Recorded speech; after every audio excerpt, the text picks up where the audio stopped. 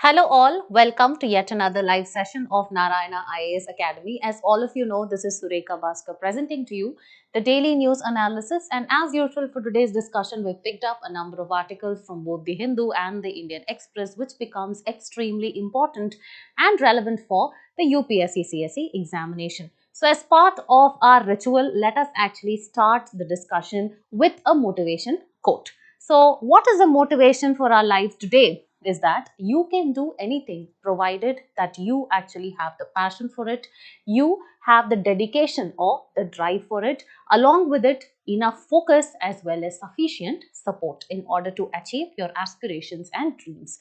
With this said, let us actually move on to today's discussion of the DNA. So the number of topics that have been picked up today and will be discussed with you will be 4. So the first topic actually discusses about India's urban infrastructure financing needs and reality. So here we'll understand what is this particular concept of urban infrastructure, why does that actually matter for India, whether the cities actually act as engines of growth in terms of employment, etc. That's what we will see. And also we'll be discussing about what are the recent challenges that the urban infrastructure financing is actually facing. Also, the author actually talks about certain solutions in terms of the structural reforms as well as the medium term or the temporary reforms. Okay, so that is what we'll be discussing in this article. The second article has been picked up from page number 5 of the Indian Express, that is PSLV to launch 2 satellites under Proba 3 mission. So here Proba 3 mission actually becomes very important, alongside understanding what are these launch vehicles and similarly what are the other missions across the globe in order to study the sun's atmosphere or the sun's corona becomes very important for your prelims examination. Moving forward, the third article has been picked up from the text and context page of the Hindu. Why India's 6 gigahertz spectrum dilemma is affecting PS5 Pro console launch in India. So this particular article actually tells us that it takes us back to the basics. Okay, so you can't understand this article unless and until you know how does the electromagnetic spectrum along with the electromagnetic radiation actually works. So what is wavelength, what is frequency, and what are the bands with respect to that of frequencies, what are the different wavelengths, what are the different kinds of radiations like the radio waves, microwaves, gamma rays, etc.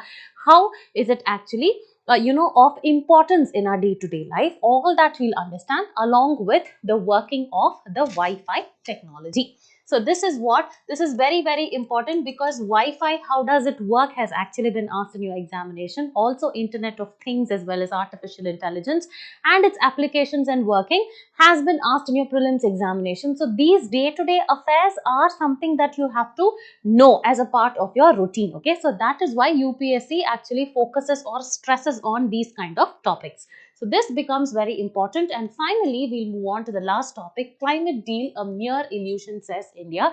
And this particular article has been picked up from page number 11 of the Hindu. That is, here we'll be talking about a term that is NCQG. Okay, so here we'll be discussing about NCQG. Okay, so this is nothing but a collective quantified funds on climate change. Okay, so it is a collective quantified goal on climate finance. Okay, so this is what we'll actually be discussing over here.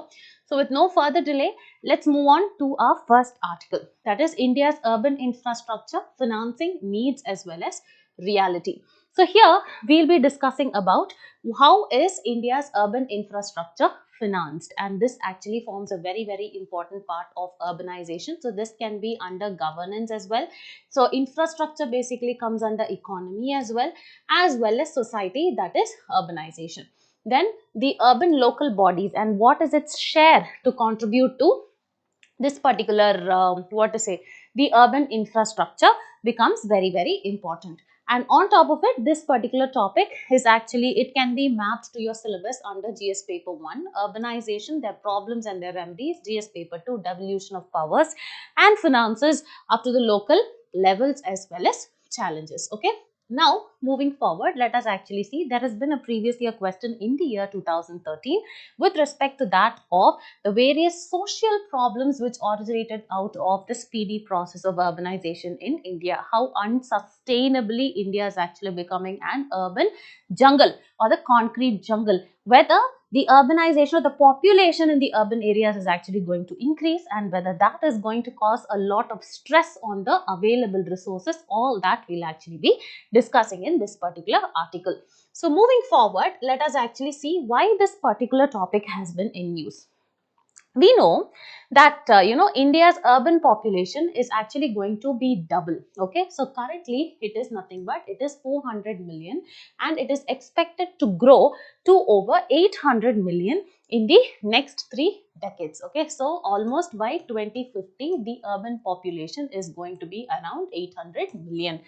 However, the growth is actually, it looks like it is on an increasing trend. However, the urban infrastructure is actually facing a number of challenges. Okay, so what are the number of challenges? So urban infrastructure faces number of challenges. First, let's understand the topic, and then let us actually get into reading what is actually in the notes. Okay, so what are the challenges the urban infrastructure is actually facing? The first one is the pressure because of population. Next one is inadequate funds. Next, the urban local bodies, specifically the municipalities which are involved in financing the urban in financing the urban infrastructure. What happens? They have actually become very stagnant. Okay, so municipalities almost contribute to 45% of this financing, but however it has actually stagnated over the years, and it contributes around 1% of GDP. And also there is decreased PPP. So now let us actually get to understand what are all these challenges. Okay, so this is what this article is talking about. Okay, so moving forward, what is urban infrastructure? Urban infrastructure is basically, it is your it is a physical system in a city that actually supports the flow of essentials. So what do you mean by essentials? Essentials can be, this is actually responsible for essential flows. What can be your essentials? So your essentials can be streets, it can be, you know networks, it can be sanitation, it can be your sanitation, it can be water, okay, or it can also be waste management, and it can be green spaces. Okay, so all these to actually flow properly, you need a physical system in which all these flows, and that is actually called as urban infrastructure. So these are essential components for a city's functioning as well as development, right? So you need proper sanitation for a city to develop, you need proper water facilities, waste management, green spaces, then you actually need your information networks and all these things, right? So you need proper streets, you need proper sanitation. So these are all the physical systems, and for these to actually flow properly, you need a physical system in a city which is called as urban infrastructure. Okay, so these are all the essentials. So there are two main types of urban infrastructure. One is the hard infrastructure. The name itself implies, right? It's nothing but a built environment, entirely. So it can be your roads, it can be your railways, it can be your pipes or any other kind of infrastructure like underground cables, etc. Okay, so it actually gives you the network connection, right? And it can also be soft infrastructure. This is nothing but the social as well as any kind of economic infrastructural institutions that is required for your city to be maintained. That is any kind of government policies, its implementations, plans, etc. All that comes under soft infrastructure. So now we've understood what is urban infrastructure, what are the different kinds. So if you see here, hard infrastructure actually includes your road, rails, the transportation system, pipeline, electricity, etc.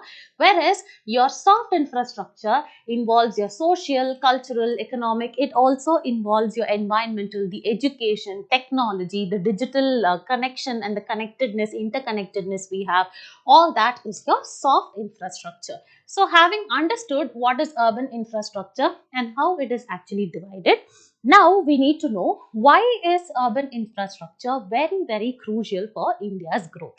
One is that it is actually a catalyst for economic growth. How? That is, all the cities, if you see, the major cities of India, they actually contribute to around 63% of the GDP. Okay, and it is also set to contribute around 75% of the GDP by 2030. How do I say these are engines of economic growth? Because there is actually migration, right? People are moving from rural to the urban areas in search of better employment. So that is how, what happens, more employment generation, more of education as well as skill development is going to be there. So it's going to be engine of economic growth and it is going to create a lot of employment. And so in order to actually maintain these particular cities, we need to have a robust urban infrastructure. Okay, so you need to have proper development. That is what it is saying.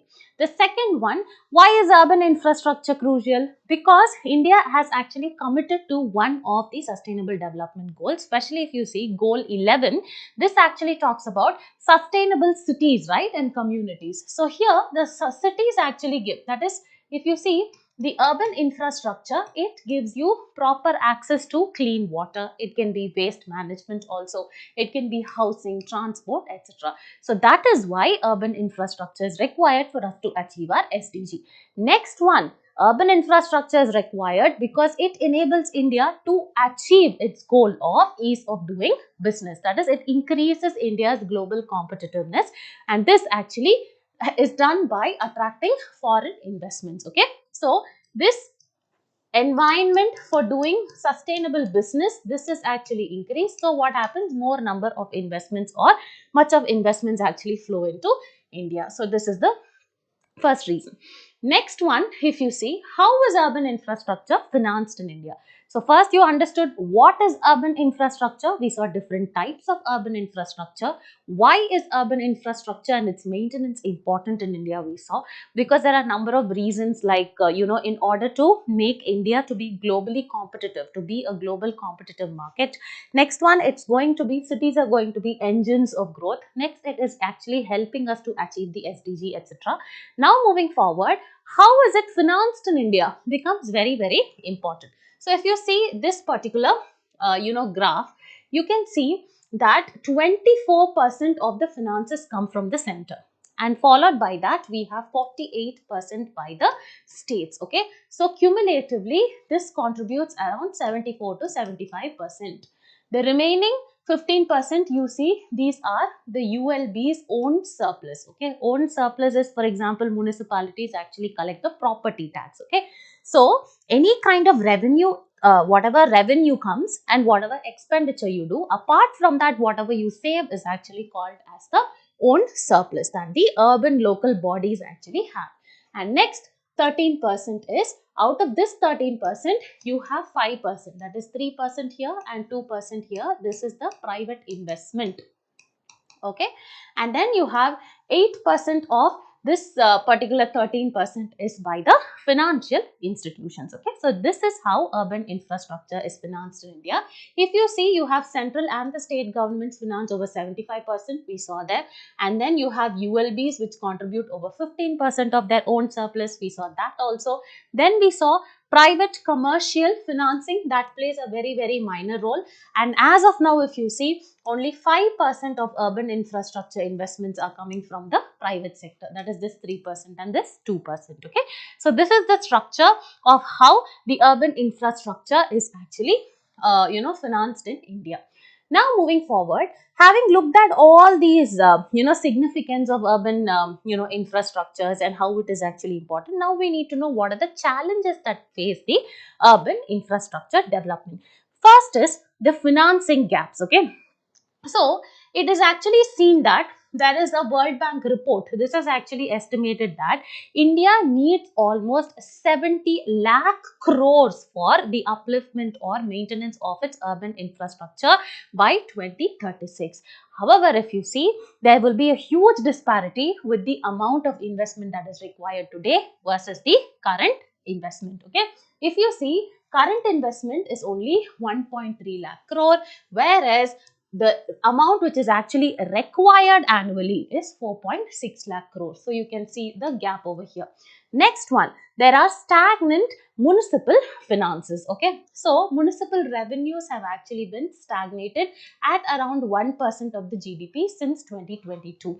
Also, if you see the revenue, it had actually been 51% in 2010, whereas it has actually decreased to 43% in 2018, and this shows that there has been reduced self-sufficiency even in the municipal finances. So first challenge is there have been financing gaps, and next one we've actually discussed about, in that itself we've discussed about the municipal finances also. Next one, there are inefficient utilization of the resources. This actually happens everywhere in our country, right? How does that actually operate? Let's see. So municipal budgets, unutilized, municipal budgets, whatever are the budgets over there, that is actually unutilized, okay, in the project. So there are also delays in the project execution as well as inefficiencies in service delivery. If you see, 23% of the municipal revenues have been unspent annually. So how, so much of money you have, but still you actually do not spend it. And if you see the 15th Finance Commission report, it said that major cities like Hyderabad and Chennai have spent only one half of their allocated capital budgets in 2018-19. If you see, the situation of the roads, the sewage systems, etc., are not at all well developed. Why? Because there have been delay, or you can say there has been unspent capital that has actually been allocated. Next one, the central schemes like Amrut scheme as well as smart cities mission, all these, if you see, the utilization rates is only 70 to 80%. Okay, so second one is inefficient utilization of the resources, and the first one was actually the improper finances. Next one, there has been decline in the public private partnership. Okay, so there has been decline due to viability issues. That is, what to say, you are actually not a conducive, you're not providing the investors, you're not providing a conducive environment for the investors to come and invest. Okay, so the viability issues are there, as well as lack of bankable projects. Okay, that is, if you see, 8,353 crore in 2012 was the PPP. Okay, that was the investment, versus only 467 crore in 2018. Why is actually been the reason for this decrease is there were lack of sustainable revenue models. If you don't have a proper revenue generating models, then you don't have investors coming and investing in your country, right? So there were lack of sustainable revenue models which have been unattractive to the private investors. So this is also another reason for the challenges. These are the challenges in the urban infrastructure. Next, as I told you, low property tax collection efficiency. So ULBs do not collect proper, a property tax. So property tax collection, if you see, they constitute only 5 to 20% of potential revenues, especially in cities like Bengaluru and if you see Jaipur. And also overall property tax is actually currently only 0.15 of the GDP, whereas if you see the global benchmark, it's around 0.6 to 1% of the GDP. So this actually implies that this actually reduces the financial autonomy of the ULBs, and that further affects their ability in order to fund the urban infrastructure. So this is one of the other challenges that actually faces the urban infrastructure. So what are the recommendations and the solutions the article suggests is that, first one, long-term structural reforms. What are the structural reforms? It's easy, you yourself can say, because now we saw there are no proper finances. The ULBs are not working properly. State finance commissions do not have the authority. Then you have the municipalities, their revenues or surplus revenues are actually stagnating. So in those cases, what can you do? You can actually strengthen the state finance commission. So that is the first one. Okay, so better fiscal transfers actually have to be promoted.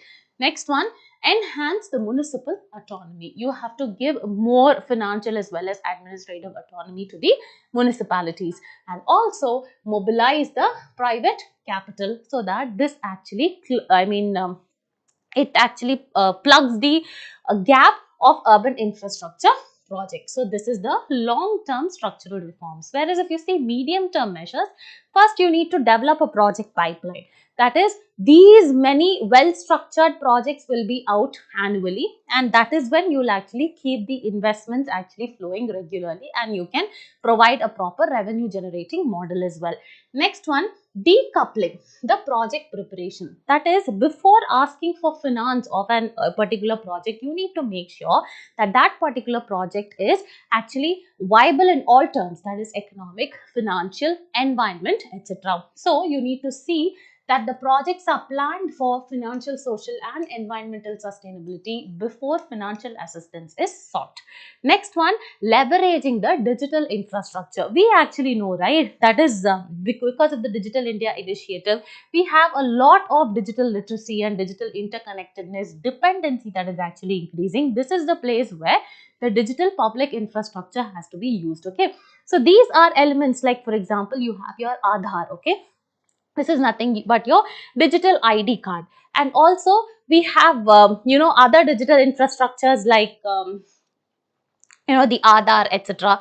So here you can actually adopt the digital public infrastructure. Next one is capturing the land value. So here, if you have rail projects there, as well as some metro city actually has to be developed, then what happens, there has to be an integrated planning, okay, in order to leverage any kind of appreciation of the land value. So this is the solution that the author actually gives. And finally, you need to say that India's urban transformation, this actually requires a strategic blend. That is, it needs long-term, efforts, as well as we need to have innovating finances, as well as using digital technologies, okay? And also by aligning with the sustainable development goals, particularly with respect to SDG 11, which actually talks about sustainable cities as well as communities, collaborative efforts must be made by all the stakeholders, that is the government, the private sector, as well as the citizens. Okay, so this will ensure sustainable, inclusive and resilient urban growth for the decades to come. So see, this topic you might actually feel how this becomes important for the examination. Urbanization by all means becomes very important for your examination. Specifically, first you need to know what is urbanization, and then you need to understand how has urbanization been in India, and then you need to talk about key challenges. That is, when you're preparing notes, you need to discuss about key challenges in India's urbanization, where your urban infrastructure becomes very important. And after that, you need to discuss on what are the key recommendations, if any committee has actually given any kind of recommendation to it, and how far India has performed, and by performing all this, whether we will be achieving our SDG goal 11 or not. So this is how we need to prepare for this particular topic. Okay, specifically for your mains examination, it becomes important. Now let's move let's move to solve the mains practice question. So it talks about India's urban infrastructure development faces a significant financing gap. Now analyze the challenges in financing the urban infrastructure and suggest both the medium and long term measures to address these challenges. So approach to the answer, what would you say? In the introduction, we will actually say India's urban population is actually going to double by 2050. So we definitely need so much amount of money for our infrastructure, where our current annual investments are actually very less. And that is why the financing gap actually poses a lot of challenges in developing the urban infrastructure. And moving forward, in the body, we'll talk about what are all the challenges. Okay, municipal revenues are low, and then low tax collection, that is property tax collection is there, then underutilization of funds are there, then declining in PPPs, all these things we'll actually discuss. And in the solutions, we'll talk about what are the long-term as well as the medium-term solutions, like strengthen the project pipelines, also leverage the digital infrastructure like the DPI, etc. And finally, we'll talk about how is it important for us to empower the ULBs, that is urban local bodies, strengthen the State Finance Commission, as well as expand the municipal bonds and land value capture. So here we are actually completing this particular mains article, and in the conclusion we'll talk about innovative financing and comprehensive reforms are actually required. Okay, so here we are done with it. Now the next article becomes very important. So PSLV to launch 2 satellites under Proba 3 mission on December 4. So here we'll actually understand how important this particular article is. Okay, so first we'll understand the concept and we'll read through what is actually given over here. So in this particular article, we'll be discussing about what is this Proba 3 mission, what is solar corona, and CMEs, that is coronal mass ejections. And this particular topic becomes very important for your prelims examination under current events of national and international importance, and for your mains under GS paper 3 awareness in the field of space. So India's PSLV, that is ISRO's PSLV, this is nothing but polar satellite launch vehicle. So this is actually going to launch 2 satellites as a part of Proba 3 mission. Okay, so before we start, we need to understand what is this PSLV, right? So let us actually see what kind of question has come in the PYQ. So there has been a mains question in 2017. How does the Juno mission of NASA help to understand the origin and the evolution of the Earth? So these kind of missions, that is whether it is by any other space agency like the ESA or the NASA, or whether it is by ISRO, these kind of space technology news or articles become very important for your mains examination. And it can also be the specifics like the payload it actually carries, whether it's a cruise missile, a ballistic missile, all these details can be asked in your prelims examination as well. Okay, now let us understand. ISRO's PSLV is actually going to launch 2 satellites to study the solar corona under ESA's Proba 3 mission. Let me finish off the article here itself. Okay, first I will explain what is this PSLV. So if you see ISRO actually has 3 kinds of launch vehicles. Okay, so first launch vehicle is the small satellite launch vehicle, that is the SSLV, and then it actually has the PSLV, that is the polar satellite launch vehicle. Next it has the GSLV, this is nothing but the geosynchronous satellite launch vehicle. Okay, so first one, if you see the SSLV, as the name suggests, this is actually, what is a launch vehicle? It's a rocket that actually carries the satellite, places the satellite in a particular orbit, and it comes back. So this is what is called as a launch vehicle. So as the name suggests, what is SSLV? It is a small satellite launch vehicles, right? So this actually carries the smaller satellites and places into the orbit or Earth's orbit, and it actually comes back. Next one is the polar satellite launch vehicle.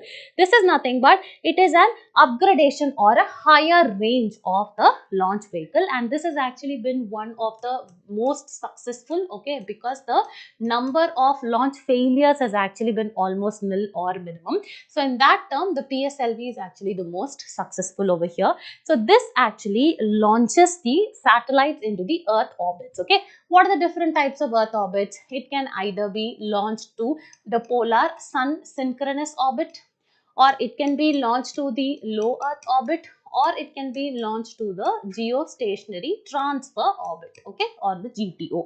So these kind of different kind of orbits you need to know. Okay, so these orbits are actually decided by whether they are stationary, at what distance are they from the equator. So you need to know these kind of orbits. Okay, so when it actually carries, the PSLV, what is the amount of payload it actually carries? It varies from around 1425 kgs, and in case of the polar geosynchronous, sun synchronous orbit, it is actually around 1750 kilograms. Okay, so similarly, if you see the GSLV, this is the most advanced. Okay, so this actually stands for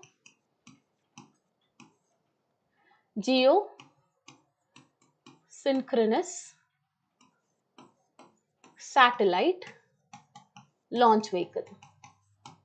Okay, so this is actually the most advanced form, and this also launches these particular satellites, or it carries the satellites into the Earth space, whether it is the low Earth orbit, that is the payload will be around 6,000 kilograms when it is the low Earth orbit, or when it is the sun synchronous orbit, it is actually going to be somewhere around 2,700 kilogram and so on. Okay, so whether it is a geostationary orbit, what is it going to be? So there are different kinds of payloads that can actually carry. So basically, ISRO's PSLV, that is nothing but the launch vehicle, which is the Polar Satellite Launch Vehicle, is going to carry 2 satellites.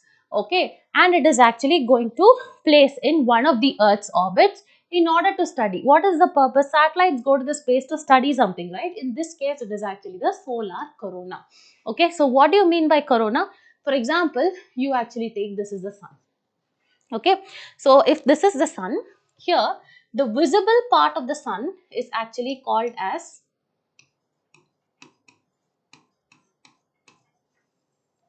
the photosphere. Okay, this is the visible part of the sun.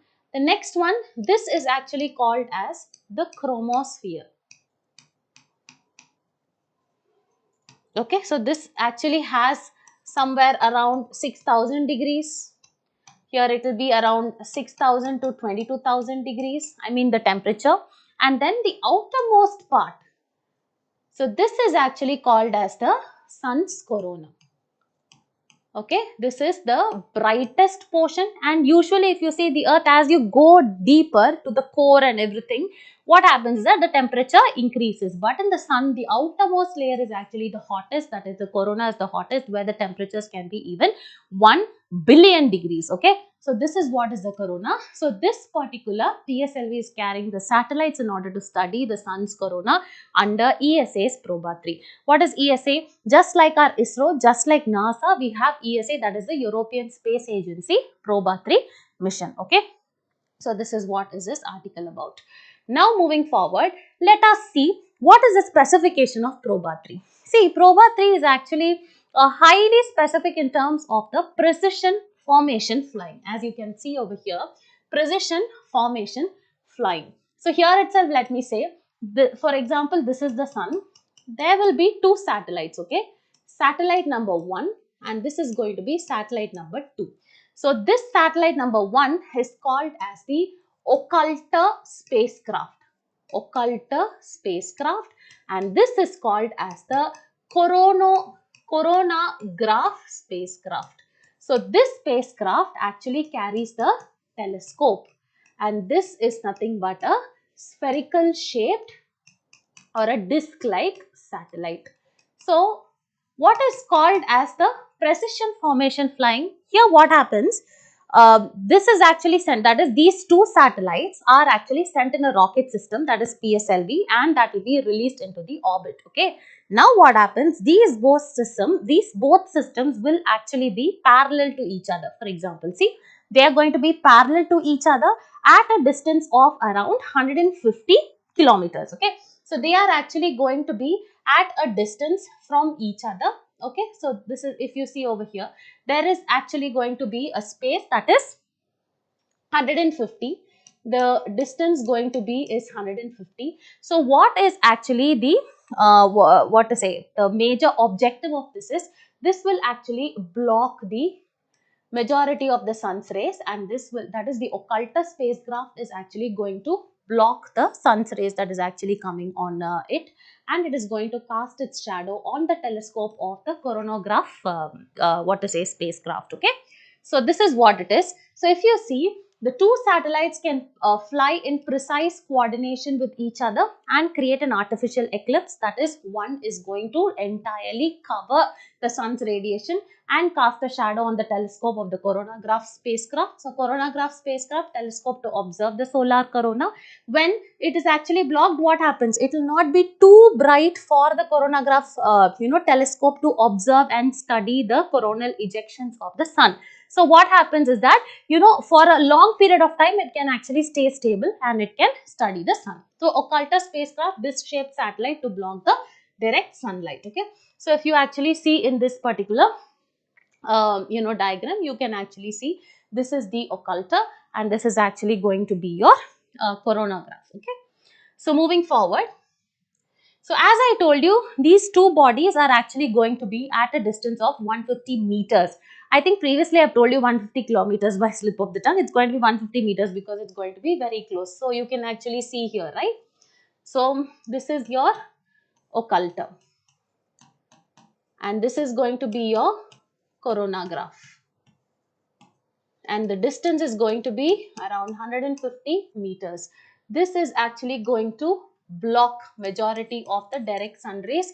It's going to create a shadow on the telescope that that coronagraph is going to carry, so that the remaining outer layer of this particular sun can be studied over a longer period of time by this particular mission. So that is what it is. So two satellites are at 150 meters. Occulta spacecraft cast its shadow on the coronagraph's telescope, blocking the direct sunlight. So what happens is that it can capture the detailed images of corona in the visible UV as well as polarized light for extended periods of time.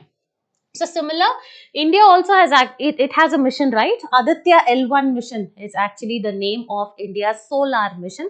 So you need to know what are the missions, globally that have been sent across for studying the sun, and why is it required to study the sun is also very, very important. Now, moving forward, scientific contributions of this probatory is solar physics, that is insights on solar physics, that is it is going to give insights on the CMEs, that is the coronal mass ejections. These are nothing but powerful plasma eruptions of solar material that's actually going to be ejected from the sun, which can cause disruptions to the weather patterns, and it can also cause disruptions to communication and the power grids, networks, etc. And the next one is climate studies. It measures the total solar irradiance, and it also talks about the changes in the sun's energy output and how is it going to influence the climate of the earth. So this is the contribution. So this is why we need to study the sun. Okay. Now moving forward, let us see what have been the global, other global missions to study the sun. The first is Aditya L1 mission.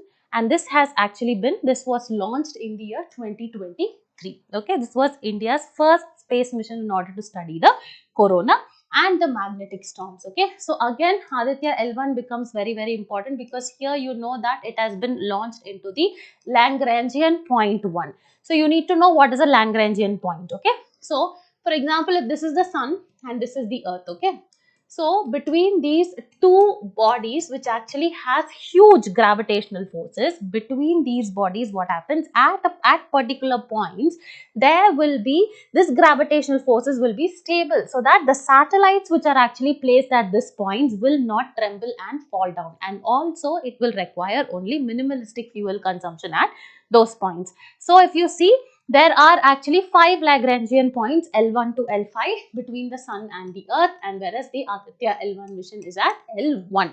So you need to know what are Lagrangian points also. So similarly, we have the NASA's as well as the European Space Agency mission. NASA in 2021, it had the Parker Solar Probe in order to fly through the sun's outer atmosphere, that is the corona. Next, you have the Solar Orbiter by NASA and the ESA, launched in 2020 in order to take the closest image of the sun and the solar wind. Next one is the Interface Region Imaging Spectrograph, that is also by the NASA. It reads about how the sun's atmosphere is being energized, how does it actually lead to solar eruptions, etc. Now moving forward, we have the solar as well as the heliospheric observatory, and this particular observatory is useful for monitoring the effects of the weather on the earth. And finally, we have the Hinode, that is Japan, NASA and ESA collaborative effort, launched in 2006 in order to examine the magnetic fields, that is solar magnetic fields, and how they trigger the solar flares as well as the coronal mass ejections. Okay. So this is how this particular topic becomes very, very important. Now let's quickly solve an MCQ. Probatory mission sometimes mentioned in the news aims too. So as you know, it is actually aiming to study the sun's corona through precision formation flying. The technology which is used also becomes very, very important. So here your answer is direct. It's going to be B. And for solving our MCQs, please do click on the link that is actually going to take you to the website in order to give you a detailed explanation in case you've actually gone wrong in any of your markings. Okay. Now, let's move to the third article. Why India's 6 gigahertz spectrum dilemma is affecting PS5 Pro console launch in India. See, the title actually looks very, very difficult. For this, we need to know the basics, okay? If you understand the basics, this is nothing for you to understand, okay? So here, we need to understand what is Wi-Fi technology, how it actually works, and also you need to know what is India's current spectrum policy. So this is important for both your prelims as well as mains examination, specifically under GS paper 3 science and technology developments and their applications in everyday life. Now moving forward, with reference to Li-Fi, there was actually a question in the year 2016, whether it's a wireless technology, how the communication actually happens, all these things become important, okay? So, now let us see what the article is discussing about. Recently, it was actually announced that PS5 Pro will not be available in India where 6 gigahertz wireless band used in Wi-Fi 7 has not yet been allowed. So there are so many terms you need to understand. See, PS5 is nothing but it's a gaming, okay? It's a gaming console or a gaming device which is actually used for playing video games. That is what is this PS5. Okay, so this is actually not being allowed in India. In few minutes, you will actually understand this, okay? So first, let me take you to the basics, okay? So, have you heard of something called as the electromagnetic spectrum? Okay, so let me explain. There is something called as the electromagnetic spectrum.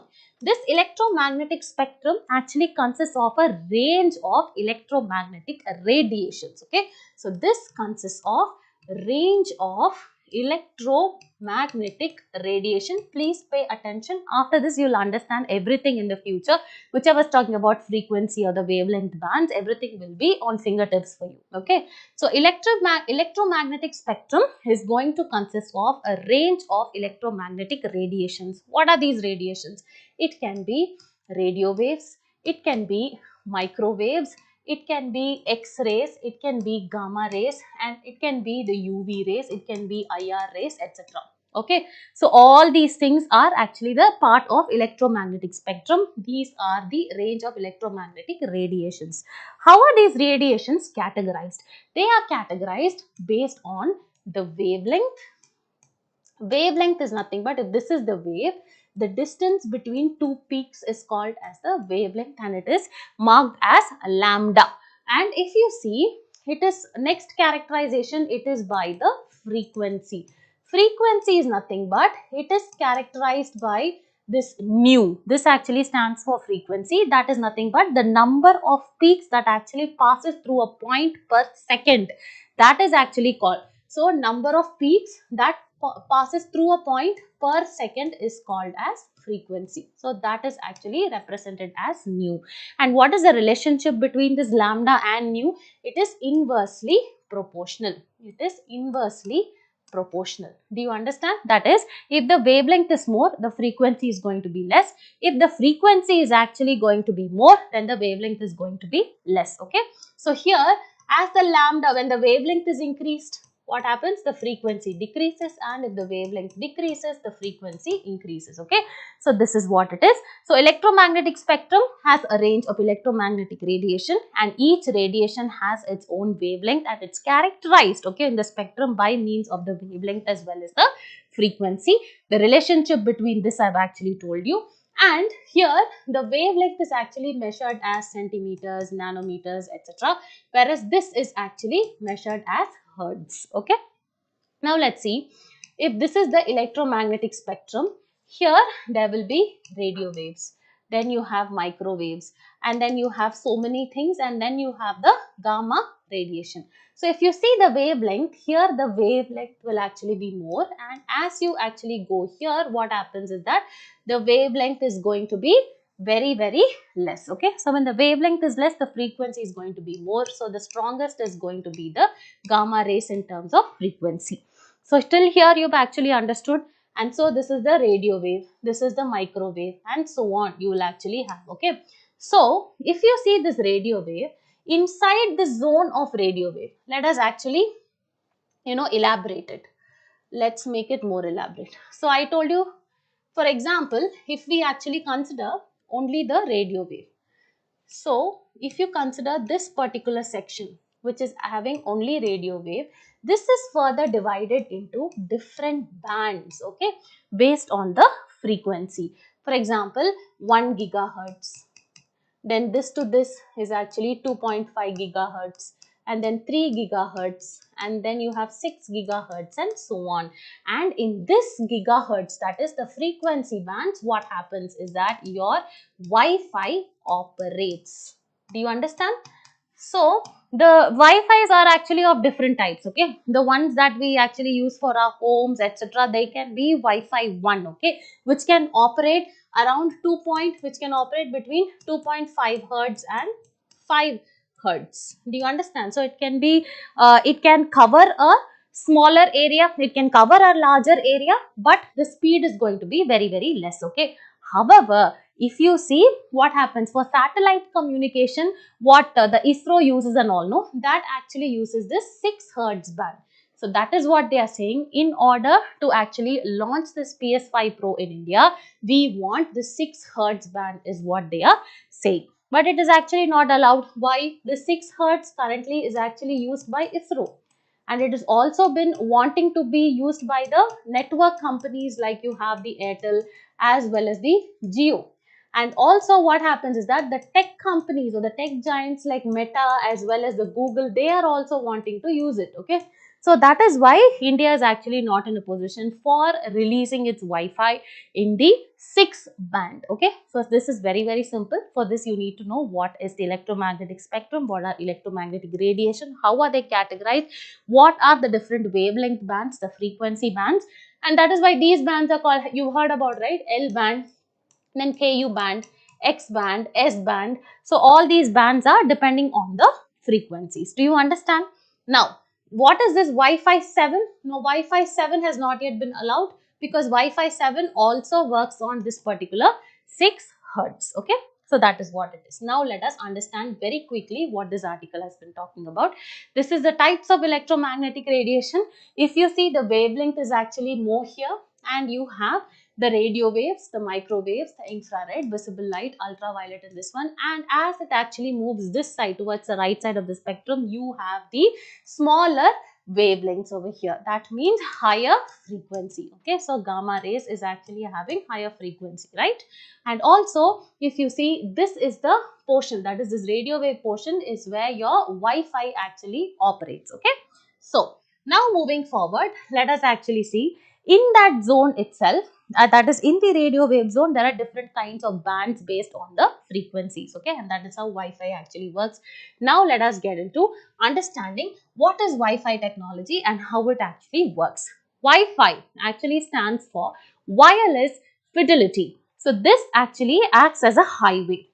That is, it connects your mobile phone directly to, it connects your mobile phone to what? It connects it to the internet, okay, without having any kind of a physical cable.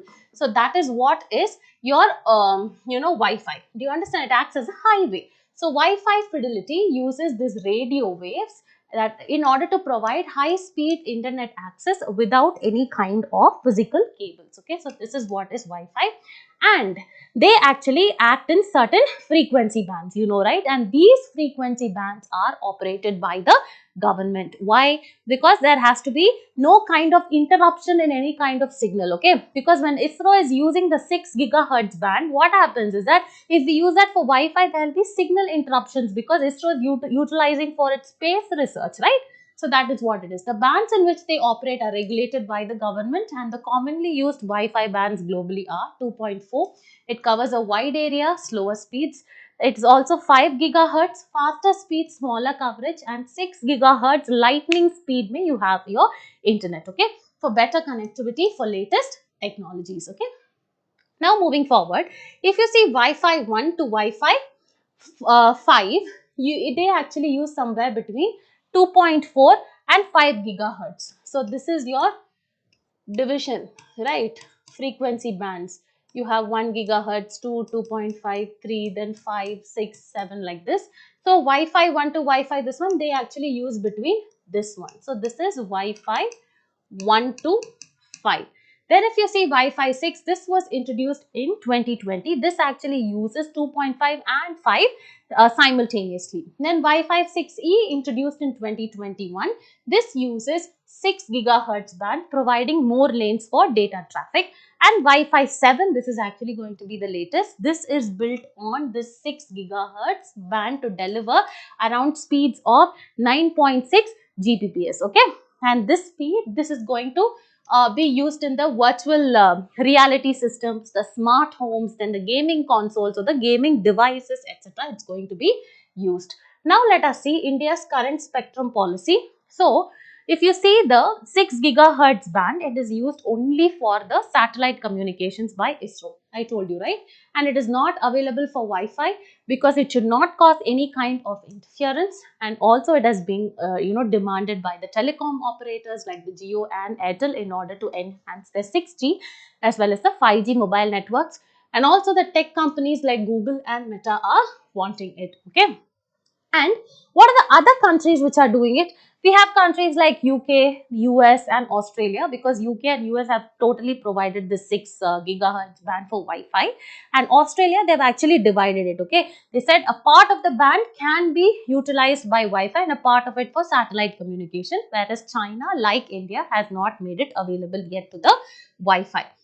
Next one, what can India do? It can also follow global examples and it can split the spectrum. That is, half of it can be used for mobile telecommunication networks and half of it for, Wi-Fi. Next one, half of it for the satellite communication. Next is gradual de-licensing actually has to be done. Next one, learn from global best practices. We saw countries like Australia, UK and whatever they are doing, we need to follow such best practices. Next one, we need to have a consumer-centric focus, because India actually focuses on, its digital economy, right? So India is actually trying to be a digital superpower. So we need to align with India's growing digital economy, and thereby we need to provide more connectivity for everyday users. Okay, so this is what India can possibly do. Now let us quickly solve an MCQ. With reference to the Wi-Fi technology, consider the following statements. Wi-Fi uses radio waves to provide high speed internet and network connectivity without the need for physical cables. Yes, this is correct. The 2.4 gigahertz band offers faster speeds but smaller coverage areas. No, it actually provides a larger area. So this is actually wrong. So this is wrong. The 6 gigahertz band is the most recent addition to Wi-Fi frequency, promising ultra-fast speeds and enhanced connectivity. Yes, this is correct. Since 1 is correct and 3 is correct, here your answer will be option B. Okay. Now let us actually move quickly forward with the last topic, climate denial illusion, says India. So see, here we've actually, read a lot about climate change, climate finance, etc. So there are certain terms that you need to understand. So in this particular article, what happens, we had the COP29, right, that actually took place at Baku. So here the countries have actually met, but again they actually fell short of achieving this new collective quantified goal on climate finance. So let us actually understand what is this NCQG. Okay, so here we'll be discussing about what is climate finance, new collective quantified goal on climate finance, and this is important for both your prelims and the mains under conservation, environmental pollution and degradation, environmental impact assessment and disaster management. As you know, there were a number of the COPs, right, under UNFCCC, United Nations Framework Convention on Climate Change. Under that, you had yearly meetings by Conference of Parties. So what happened? In the Paris Agreement, the countries actually came together and decided to strike a deal on the polluter pays principle. That is, whoever has polluted the environment more. For example, the developed countries, for the historical industrial revolution and the pollution they've caused, they are responsible for actually providing funds as well as technology transfer to the developing countries which are facing more brunt about the with respect to the climate risk or the climate change associated risks. Okay, so that is what they said. But then what happened is that they have again not met that financial contribution, that is developed countries are not willing to pay for their historical pollution. So that is what it is. Okay, so now let us quickly move forward and understand. There has already been a question on the 26th session of the COP. So recently COP 29 has actually been covered, where we have actually covered a detailed analysis in your Navigator magazine, which will be released by the first week of December. So please pay attention to that and read it well, because questions are sure shot with respect to this topic. So the context, COP29 meeting was actually taking place. So what happened is, the developed nations had actually pledged to give around $300 billion annually as a part of the 1.3 trillion goal by 2035. Okay, whereas this has actually been criticized by the developing nations because they feel that this funding is actually very inadequate. So they have again fallen short of achieving the new collective quantified goal on climate finance. Now let us understand what is this new collective quantified goal on climate finance. What is climate finance? According to the United Nations Framework Convention on Climate Change, UNFCCC, climate finance is nothing but a local, it's a national or a transitional financing that is drawn from the public. That is, any kind of finances, whether be it local, national, when you draw that from the public, the private and alternative sources in order to support the mitigation and adaptation actions addressing climate change is called as climate finance. So it can be a public finance, it can be a private finance, or it can be from the alternative sources like your carbon markets, the green climate funds, etc. So let's see, public finance are those which are actually given by the government or the multilateral funds. Private finance are those which are given towards the mitigation and the adaptation by businesses, banks, as well as the individuals. And finally, alternative sources are the carbon markets, the green bonds, the green climate fund, etc. Each term becomes important for your examination, because there was a question of green climate fund in 2014 or 15 prelims. Okay, so here these terms become important. So what is the current need for climate finance? Here, developing countries, exclude China, because it is no more a part of a developing country for the kind of resources, the manpower, and then the economy that is actually been developed by it. So developing countries excluding China, if you see, they almost require 1 trillion in external finances annually. Every year they need 1 trillion of money. But here what have the developed countries said? We will give you 300 billion every year. So here it's actually inadequate, right? So this is the current need for climate finance by different countries excluding China. So how did this concept of financial provisions under UNFCCC develop? First, it developed in 1997 under the Kyoto Protocol. Okay, so this actually brought about, this was the first legally binding agreement. So here it actually said that developed countries have to cut emissions, and also they have to give the finances as well as the technological transfer which is required for the developing countries in order to undergo the cutting edge mitigation as well as the adaptation techniques. Okay, this is what it is. Second one, in 2009, the Copenhagen Accord was actually there, where it actually said that the developed nations actually have to contribute around $100 billion annually by 2020, covering mitigation as well as adaptation. Next, Paris Agreement of 2015, this actually further extended that limit, okay, because this actually said by 2020 you need to give 100 billion.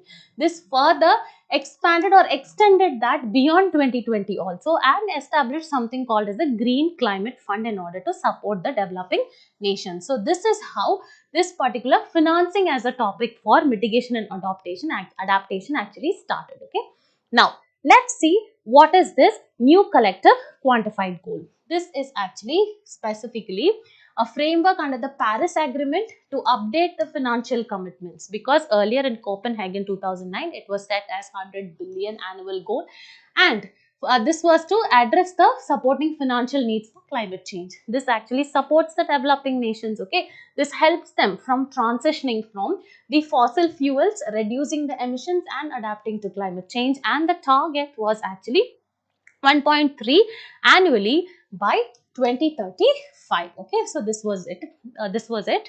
And here I told you, right, it was actually 1.3 trillion annually, but here the developed countries actually said we would give only $300 billion. So it is inadequate.